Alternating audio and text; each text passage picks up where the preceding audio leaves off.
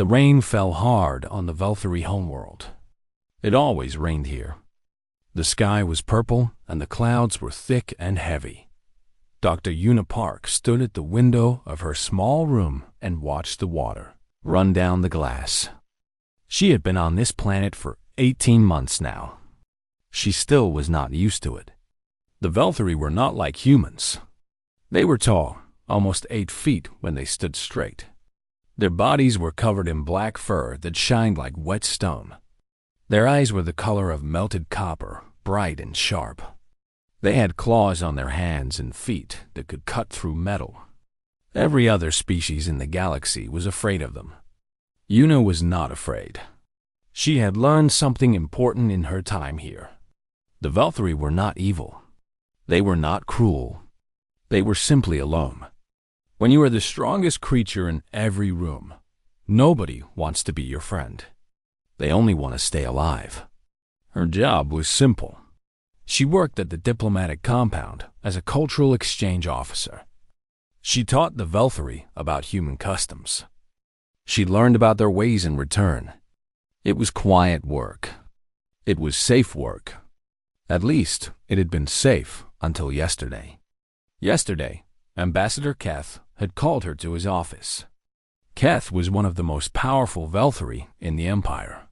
He stood 9 feet tall, and his voice was like thunder rolling across mountains.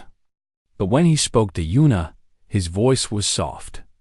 "I must leave for the Galactic Council Summit," he had said. "I will be gone for 5 days. My cubs need someone to watch them." Una had blinked. "Your cubs, Ambassador?" "Yes, Rasha, Tomo, and Bira.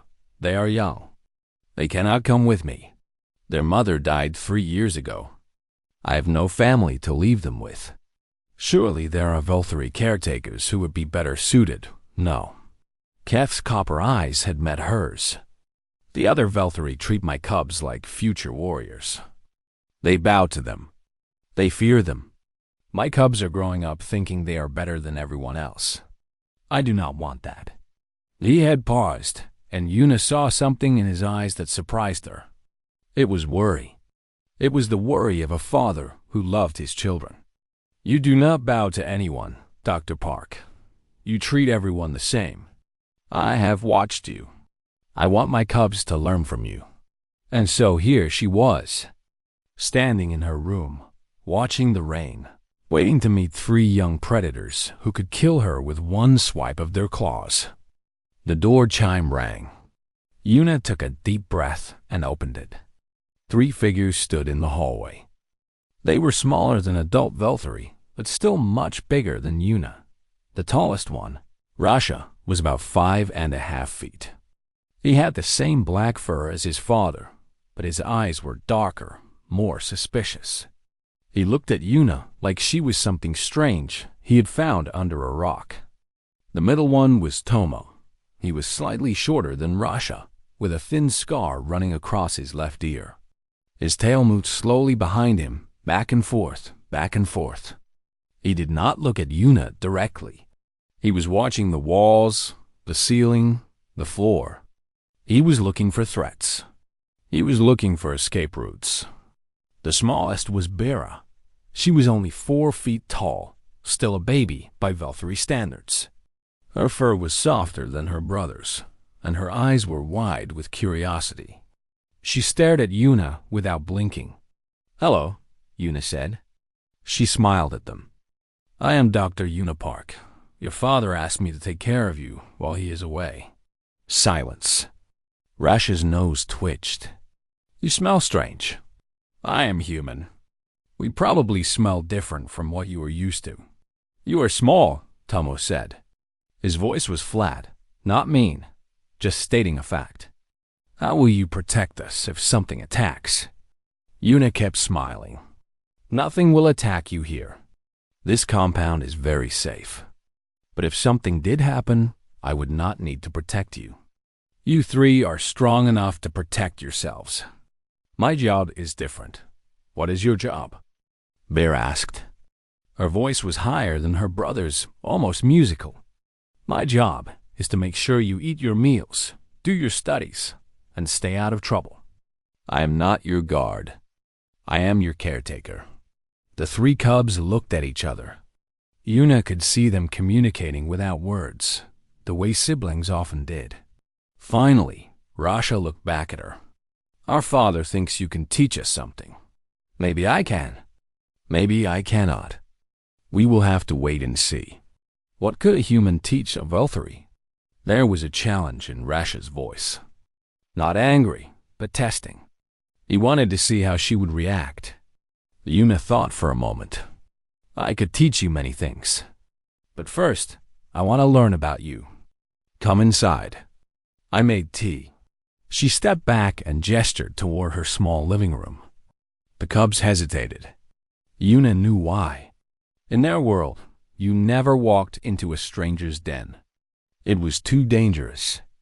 The stranger could trap you there. But Yuna was small. She had no claws. She had no fangs. What could she possibly do to them? Bira was the first to move. She walked past Yuna and into the room, her nose twitching as she smelled the air. Tomo followed, still watching everything. Rasha came last, and he kept his eyes on Yuna the whole time. "Please sit," Yuna said. "The chairs are big enough for you." I made sure of that. The cubs sat. They looked uncomfortable, their large bodies squeezed into human furniture.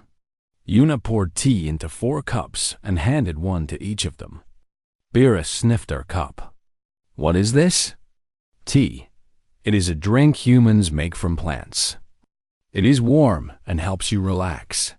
"We do not need to relax," Rasha said. But he took a sip anyway. His eyes widened slightly. "It tastes interesting. Good interesting or bad interesting? I am not sure yet." Yuna laughed. It was a small laugh, soft and warm. The cubs stared at her. They had never heard a human laugh before. "That is the best answer I could ask for," Yuna said. "Now, tell me about yourselves. What do you like to do?" The cubs were silent for a long time. Nobody had ever asked them that question before. Everyone assumed they liked fighting and hunting and conquering because they were Velthari. Nobody had ever asked what they actually liked. Finally, Bira spoke. "I like looking at the stars," she said quietly. "I like making up stories about what might be out there." Yuna smiled at her, and something in Bira's chest felt warm.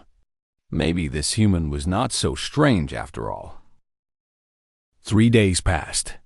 The rain stopped and started again. The purple sky turned darker, then lighter, and darker once more. Inside the diplomatic compound, 3 young Velthari cubs were growing very, very bored. Yuna had made a schedule for them. Wake up at morning bell. Eat breakfast together. Study human history for 2 hours. Exercise in the training yard. Eat lunch. Study Velthari mathematics. Free time. Dinner. Sleep. The cubs hated the schedule. "She treats us like children," Rasha complained on the 3rd night. They were in his room, the 3 of them, sitting in a circle on the floor. The lights were low. Their father would not return for 2 more days. "We are children," Bira said. "We are Velthari," Tomo corrected her. "We are warriors. We should not be taking orders from a creature that cannot even hunt." "She is not that bad," Bira said softly. "She tells good stories. And her tea is nice." Rasha made a sound of disgust. "You are too soft, little sister. This human thinks she can control us. She thinks she is in charge. We need to remind her of her place." Tomo's ears perked up. "What do you mean?" "I mean we should play a trick on her. Something to show her that we are not pets. We are predators." The 3 cubs sat in silence, thinking. Playing tricks was not something Velthari usually did. It was considered beneath their dignity. But they were young, and they were bored, and they wanted to see what would happen if they pushed this strange little human. "I have noticed something," Tomo said slowly. "Every night, when she enters her sleeping room, she takes off her foot coverings. She places them by the door, always in the same spot, always the same way. Her shoes? Vera asked. Yes, the leather things she wears on her feet. Humans cannot walk well without them. Their feet are soft, like the rest of them. Rash's eyes gleamed in the darkness. We could take them, hide them somewhere she cannot reach. Then we will see how she acts when she wakes up and cannot find them. She will be scared, Tomo said. There was excitement in his voice. She will panic. She will call for help. She will finally act like prey. And then we will know, Rasha finished. We will know what she really is. Vera did not say anything. Something about this plan made her feel strange inside, a twisting feeling in her stomach. But she did not want her brothers to think she was weak. So she stayed quiet. That night, they waited until the compound was silent. The guards had changed shifts. The other diplomats had gone to sleep. Yuna's light had been off for 2 hours. The 3 cubs moved like shadows. Their paws made no sound on the floor. Their breathing was slow and controlled, the way their father had taught them. They were young, but they were still Veltari. They were still predators. Yuna's door was not locked. Humans were strange that way. They trusted too easily. Rsha pushed the door open, just a little, just enough for them to slip through. The room was dark, but their eyes could see perfectly. There was Yuna, lying on her bed, wrapped in blankets. She looked even smaller when she was sleeping. Her hair was spread across her pillow like black water. And there, by the door, exactly where Tomo had said they would be, were her shoes. They were old and worn, the brown leather soft from years of use. They were clearly important to her. She had brought them all the way from Earth. Ira picked them up carefully.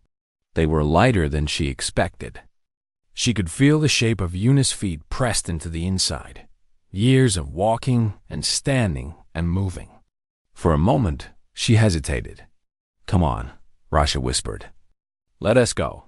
They slipped out of the room as quietly as they had entered. Yuna did not wake up. She did not move. She just kept sleeping, trusting that she was safe.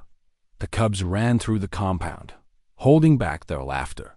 They felt wild and free, like young predators on their first hunt. The night air was cold and wet, and it felt good against their fur. Where should we hide them? Tomo asked. Rsh. I looked around. His eyes landed on the garden at the edge of the compound.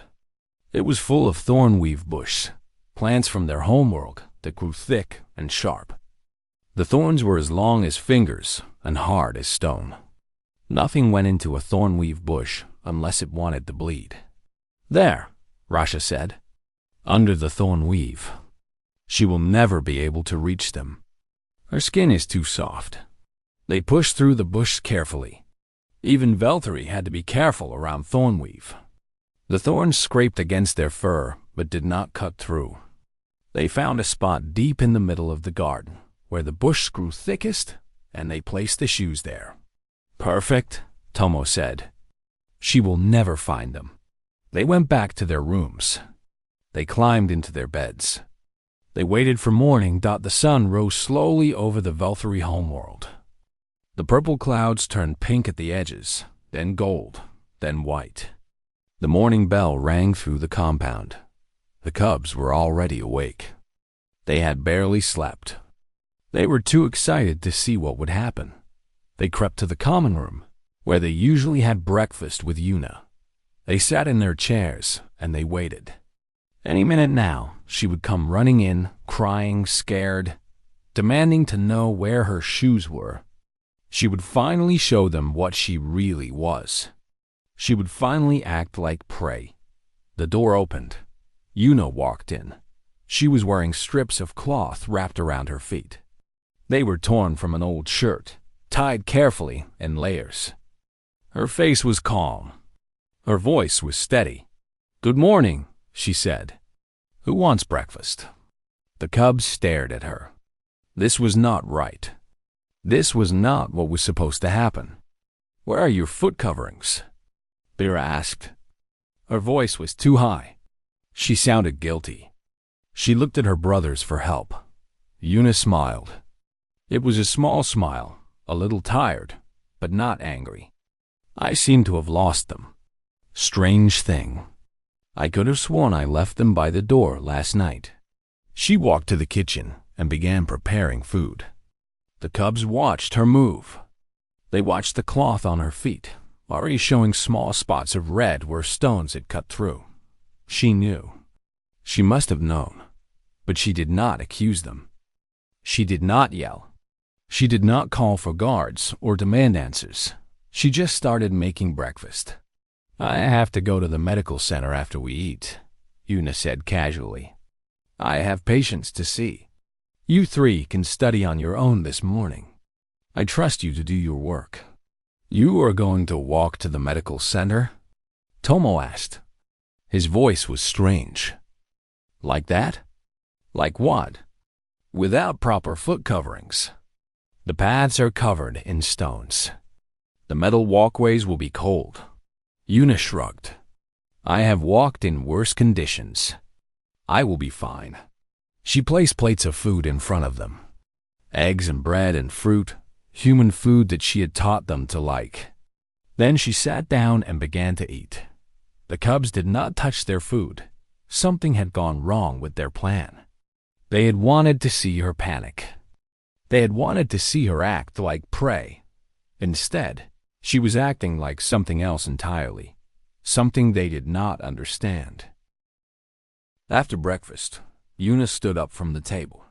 She gathered the dishes, washed them in the sink, and dried them with a cloth. She did everything slowly and carefully, the way she always did. The cloth wrappings on her feet were turning darker now. Red was spreading through the fabric. "I will be back by midday," she said to the cubs. "Remember to do your studies. The assignment is on the table." Then she walked out the door. The cubs sat frozen in their chairs. They looked at each other. They did not speak. They did not need to. They were all thinking the same thing. "We have to follow her," Bira whispered. Rasha nodded slowly. His face was strange. He did not look proud anymore. He looked sick. They left the common room and followed Una at a distance. They were good at hiding. Their fur blended into the shadows. Their paws made no sound. Una did not know they were behind her. The path to the medical center was long. It wound through the compound, past the training yards and the administration buildings, and the living quarters for visiting diplomats. Most of the path was made of crushed stone, small sharp rocks pressed together. Some parts were metal walkways that connected the buildings. The morning was cold. Frost had formed on the metal during the night. It sparkled in the weak sunlight like tiny diamonds. Una walked slowly. Each step was careful and measured. She did not run. She did not hurry. She just kept moving forward, one step at a time. The cubs watched from behind a storage building. They could see her clearly now. They could see the way she winced when her feet touched the sharp stones. They could see the way she paused at the edge of each metal walkway, bracing herself for the cold. "The metal must burn," Tomo said quietly. "It is so cold it feels like fire. I have felt it before, when I forgot my boots during winter training." "She is bleeding," Bira said. Her voice was very small. "Look at the stones behind her." They looked. Bira was right. Small red marks dotted the path where Una had walked. Not much blood, but enough. Enough to show that her feet were being torn apart with every step. "Why does she not stop?" Rasha asked. There was something strange in his voice, something he did not recognize. "Why does she not go back?" "Because she has patience," Bira said. "She told us. She has people waiting for her at the medical center. She has to help them. But her feet, she does not care about her feet. She cares about her work." They followed her for another 10 minutes. Una crossed 2 more metal walkways. She walked over a patch of gravel that was even sharper than the crushed stone. She went up a small hill where the path was made of broken tiles, edges jagged and uneven. She never stopped. She never complained. She never even looked down at her feet. When she finally reached the medical center, she paused at the door. For just a moment, she leaned against the wall. She closed her eyes.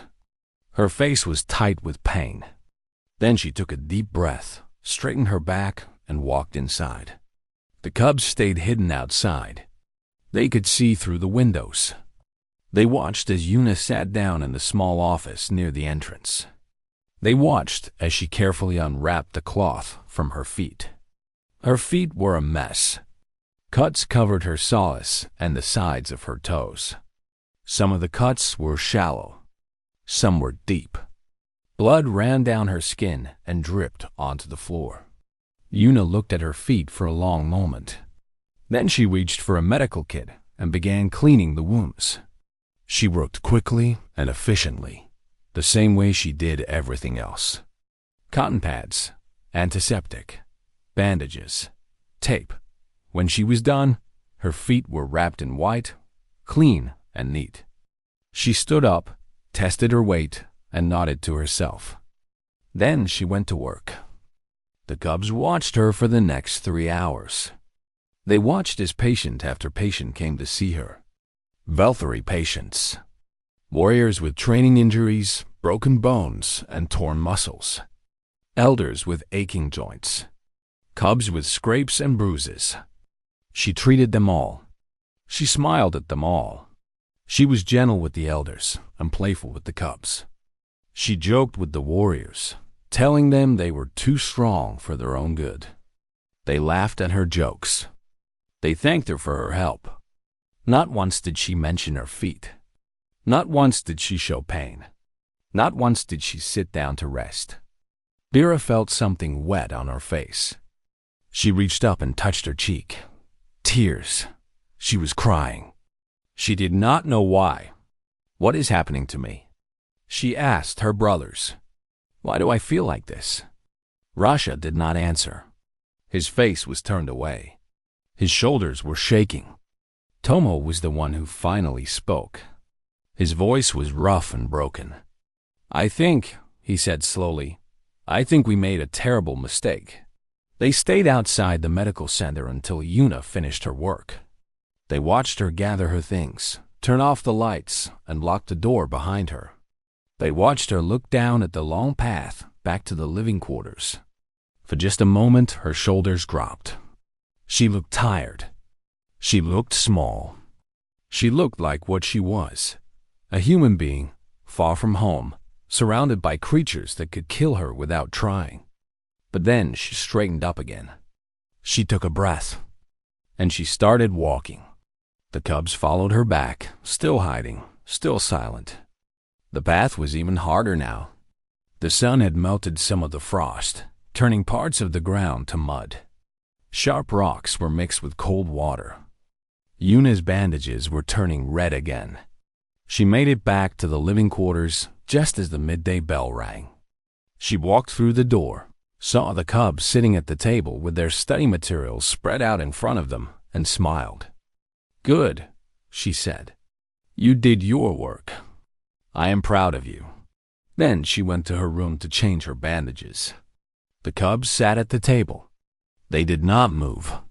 They did not speak. The study materials sat untouched in front of them. Rasha was the first to break the silence. I cannot do this, he said. His voice was barely a whisper. I cannot pretend nothing happened. I cannot look at her and not tell her what we did. She knows, Tomo said. She must know. There is no way her shoes disappeared on their own. Then why does she not accuse us? Why does she not punish us? Maybe she is waiting for us to confess. Vera stood up. Her small body was trembling. I do not want to wait anymore, she said. I feel sick inside. I feel like there is something heavy in my chest. pressing down on my heart. I need to tell her the truth. I need to say I am sorry. Her brothers looked at her. For a moment, they were silent. Then Rasha stood up too. "You're right," he said. "We all need to say it. We all need to apologize." "But Valkyrie do not apologize," Tomo said. "It is weakness. Father always said." "Father is not here," Rasha interrupted. His copper eyes were bright with something new, something fierce. "And maybe Father is wrong. Maybe there are things more important than being strong." He looked down at his paws, at the claws that could tear through metal, at the fur that protected him from cold and pain. "She walked across the compound on bleeding feet to help our people," he said quietly. "And we just watched. We did nothing. What kind of predators are we, if we cannot even admit when we are wrong?" The three cubs looked at each other. Then they went to find their shoes. That evening, Dr. Una Park sat in her small room, carefully changing the bandages on her feet. The cuts were not as bad as they could have been. She had walked carefully. She had avoided the worst of the sharp stones. But her feet still hurt. They hurt a lot, she had known, of course. From the moment she woke up and found her shoes missing, she had known. The cubs were the only ones who could have done it. They were bored, they were proud, and they wanted to test her. She understood. She had worked with enough children in her life to recognize a prank. What she had not expected was how much it would hurt. Not her feet, she could handle physical pain. But something else. A sadness deep in her chest, a disappointment that sat heavy on her heart. She had thought they were making progress. She had thought the cubs were beginning to trust her. Maybe she had been wrong. There was a knock at her door. 3 knocks, actually one after another. Light, hesitant, uncertain. "Come in," Una said. The door opened slowly. 3 figures stood in the hallway. Rasha, Tomo, and Bira. They were not wearing their boots.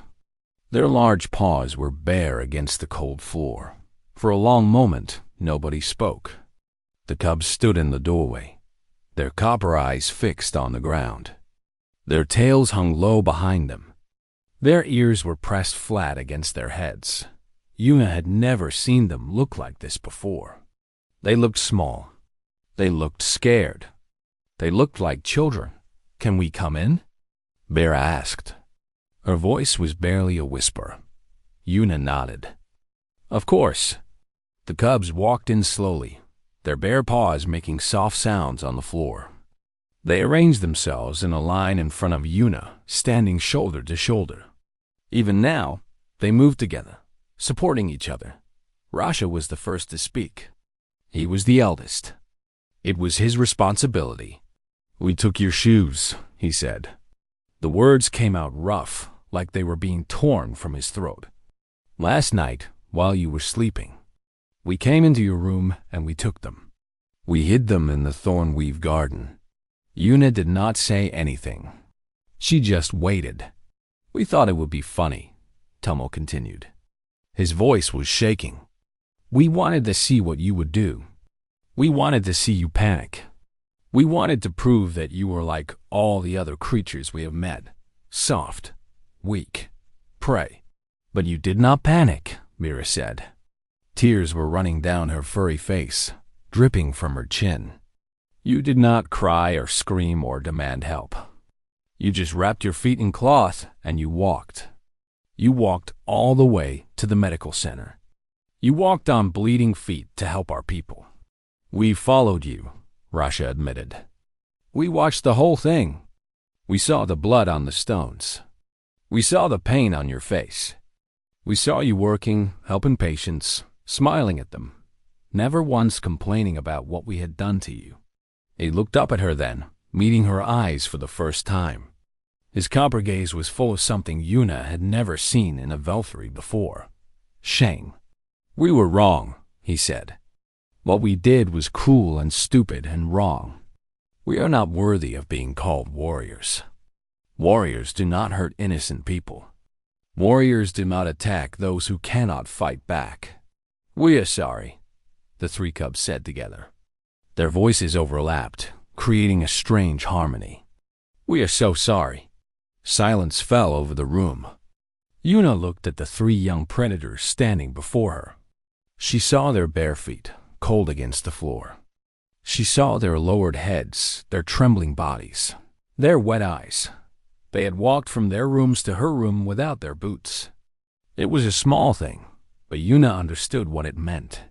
They were trying to feel what she had felt. They were trying to share her pain. Thank you for telling me the truth, Yuna said finally. Her voice was gentle, the same voice she used with frightened patients at the medical center. I know that was not easy for you. You knew, Russia said. It was not a question. I suspected, but I wanted you to come to me on your own. I did not want to force a confession. That would not have taught you anything. You wanted us to feel bad, Tomo said. Yuna shook her head. No, I did not want you to feel bad. I wanted you to feel responsible. There's a difference. The cubs looked at each other, confused. When you feel bad, you only think about yourself, Yuna explained. You think about how terrible you are, how much trouble you are in, how you want the bad feeling to go away. But when you feel responsible, you think about the other person. You think about the harm you caused. You think about how to make things right. She paused, looking at each of them in turn. You three did not just feel bad. You came here to confess. You took off your boots to feel what I felt. You are thinking about me, not just yourselves. That is responsibility. That is what matters. Bira was crying harder now, tears streaming down her face. We are so sorry, she said again. We did not understand.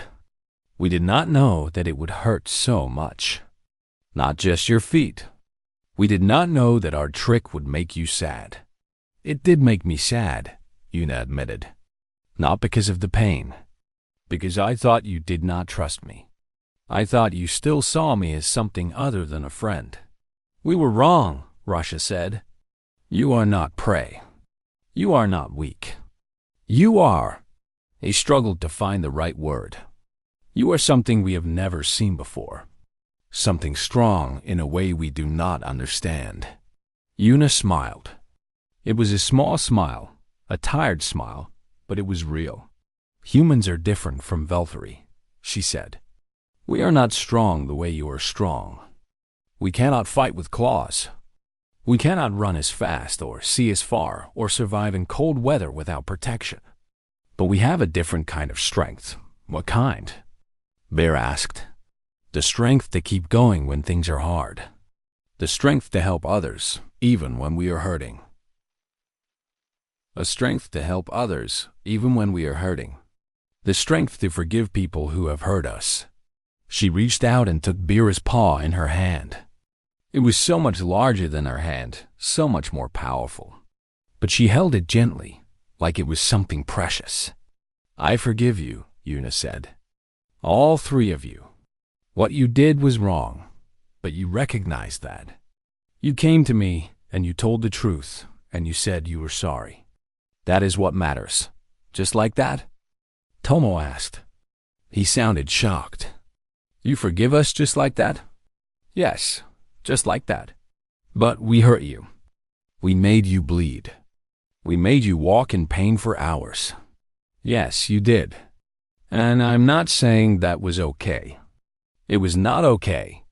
But holding on to anger does not heal wounds, Tomo. It just creates new ones. Rasha stepped forward. His voice was thick with emotion. We will get your shoes back, he said. Right now. We will go to the Thornweave Garden, and we will bring them to you. The thorns do not matter. Our fur will protect us. We should have done this hours ago. We should have confessed immediately instead of waiting like cowards. You are not cowards, Yuna said firmly. It takes courage to admit when you are wrong. Many people never learn how to do that, no matter how old they grow. She stood up carefully, wincing as her bandaged feet touched the floor. "Let us go together," she said. "All four of us. We will get the shoes together." "You cannot walk," Vera protested. "Your feet are injured." "Then I will walk slowly, and you three will walk with me." The cubs looked at each other. Something passed between them, a silent communication. Then Rasha nodded. "Together," he agreed. "We will do it together." They walked out of the room, four figures moving through the twilight. The sun was setting over the compound, painting the purple sky in shades of orange and gold. The air was cool but not cold. It was a beautiful evening. Yuna walked slowly, her bandaged feet careful on the stone path. The cubs shortened their steps to match her pace. Vera walked on her left side, Tomo on her right. Rasha walked slightly behind, watching for anything that might hurt her. They moved together, predators and prey, walking side by side through the fading light, and something new began to grow between them, something like family. 2 days later, Ambassador Keth returned from the Galactic Council Summit. His shuttle landed at the compound's main platform, just as the evening meal was being prepared. He had been gone for 5 days, 5 long days of arguments and negotiations with species from across the galaxy. He was tired. He was frustrated. He wanted nothing more than to see his cubs and rest. What he found when he entered the common room surprised him. His 3 children were sitting around a table with Dr. Yuna Park. They were eating something he did not recognize. Small round objects with dark spots in them. The smell was strange but pleasant, sweet and warm. The cubs were laughing. His children were laughing. Keth could not remember the last time he had heard that sound. "Father."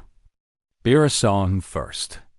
She jumped up from her chair and ran to him, wrapping her arms around his waist. She was getting too big for such things, really, but he did not mind.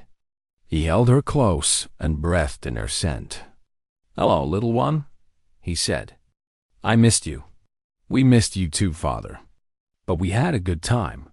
Dr. Park taught us so many things." Rasha and Tomo stood up as well, walking over to greet their father properly. They pressed their foreheads against his chest, a Valkyrie sign of respect and love. Keth placed his paws on their shoulders and held them close. "You look different," he said, studying their faces. "Something has changed." "Many things have changed, Father," Rasha said. There was a weight in his voice, a maturity that had not been there before. "We must tell you about it. But first, you should try these," Vera interrupted, pulling her father toward the table. "They are called cookies. Dr. Park taught us how to make them. This is the human way of saying sorry." Keth raised an eyebrow. "Sorry? What do you need to be sorry for?" The cubs looked at each other. Then, together, they told him everything. They told him about the prank, about stealing the shoes and hiding them in the thornweave garden, about expecting Yuna to panic and cry like prey, about watching her walk across the compound on bleeding feet, helping their people without complaint. They told him about the guilt, about the heavy feeling in their chests, the strange new emotion they had never experienced before, about following Yuna to the medical center and watching her work through her pain. They told him about the confession, about standing before her without their boots, trying to share her suffering, about her forgiveness, so freely given, so unexpected. And they told him about the last 2 days, about the conversations they had shared, the lessons they had learned, the way Yuna had opened their eyes to a different kind of strength. When they finished, the common room was silent. Keth stood very still, his copper eyes moving between his children and the small human woman who sat quietly at the table. "You walked on wounded feet to help my people," he said to Yuna, "even after my cubs had hurt you." "They are children," Yuna said simply. "Children make mistakes. What matters is what they learn from those mistakes. Many adults would not be so forgiving. Many adults have forgotten what it is like to be young. I have not.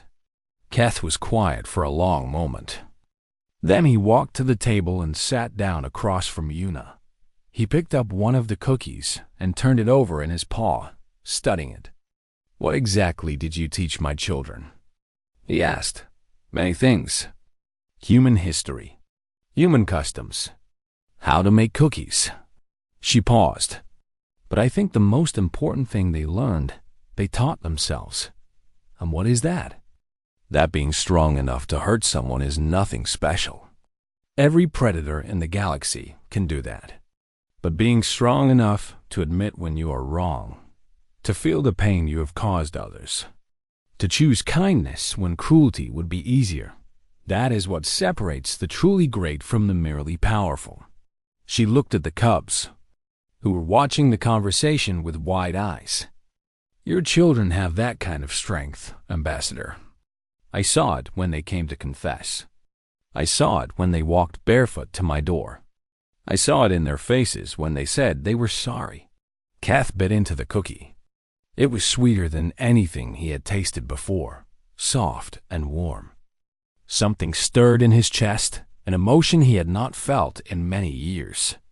My wife used to say something similar, he said quietly.